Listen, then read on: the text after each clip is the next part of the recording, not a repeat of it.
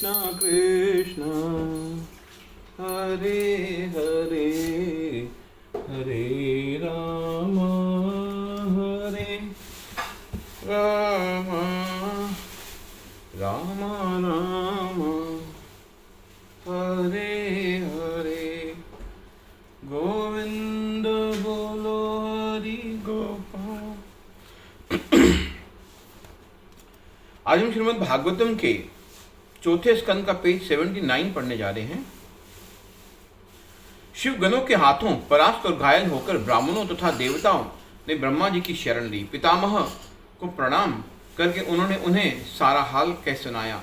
वास्तव में भगवान विष्णु और ब्रह्मा जी पहले से इस होनी को जानते थे और इसलिए वे दक्ष के यज्ञ में भाग लेने के लिए नहीं आए थे। देवताओं की दुर्दशा सुनकर ब्रह्मा जी ने कहा, आप यज्ञ करके सुखी होना चाहते हैं, परंतु साथ ही आप एक महापुरुष का अपमान भी करते हैं। शिवजी को यज्ञ भाग से वंचित रखकर आप सबने उनके चरण कमलों के प्रति अपराध किया है, इसलिए आपको निसंकोच तुरंत उनके चरण कमलों पर गिरकर क्षमा याचना करनी चाहिए। वे आशुतोष हैं और आप सबको क्षमा कर देंगे। शिवजी में इतनी शक्ति है कि वे समस्त लोगों को उनके लोकपालों सहित क्षण भर में विनिष्ट कर सकते हैं। चूंकि वे दक्ष के अपमानजनक शब्दों तथा अपनी पत्नी के बिछोह से पीड़ित हैं, अच्छा होगा कि आप सब उनसे क्षमा मांगने जाएं। यह कहकर ब्रह्मा जी स्वयं सब देवताओं और ऋषि गणों को शिवजी के धाम कैलाश पर ले चले। मार्ग में वे सौगंधिका वन से गुजरे, जहाँ कुबेर की नगरी अलकापुरी स्थित है। वह वन विभिन्न प्रकार के सुगंधित फूलों एवं रसीले फलों के वृक्षों से अच्छा आच्छादित था और उसमें स्थान स्थान पर कमल पुष्पों एवं हंसों से भरे सरोवर थे। वहाँ नदियों और वैदूर्य मणियों से बने स्नान घाटों को देखकर देवता भी आश्चर्यचकित रह गए। कैलाश पर्वत पर अनेक प्राकृतिक झरने थे, जिनकी मधुर ध्वनि मोरों की कूज तथा भ्रमरों की भिनभिनाहट में मिलकर मन को मोहित कर रही थी। उस क्षेत्र में किन्नर तथा गंधर्व अपनी सुंदर पत्नी अप्सराओं के साथ निवास करते थे और वहां से की गुफाओं में सिद्धगण अपने पत्नियों के साथ रहते थे।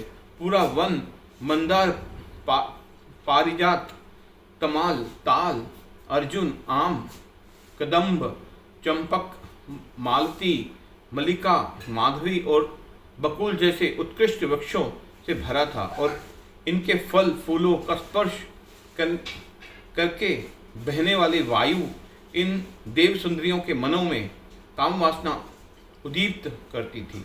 कैलाश पर अनगिनत कल्प वृक्ष थे जो व्यक्ति के समस्त कामनाओं को क्षण मात्र में पूरा कर सकते थे। कैलाश के इस सौंदर्य को देखकर प्रतीत होता था कि मानो वह श्री कृष्ण का निज धाम वैकुंठ है। विभिन्न प्रकार के कमल तथा अन्य सुगंधित पुष्पों के कारण वे वन के बीचों बीच एक बड़ा बगीचा लग रहा था, जिसमें कस्तूरी मृग सहित अनेक पशु विचरण कर रहे थे। कैलाश में दो नदियां हैं, नंदा और अलकनंदा, जो भगवान गोविंद के चरण कमलों की धूलि से युक्त होने के कारण अत्यंत पवित्र हैं। अपने पतियों के साथ रति क्रीड़ा का सुख भोगने के पश्चात देव स्त्रियां इन नदियों में स्नान करती हैं।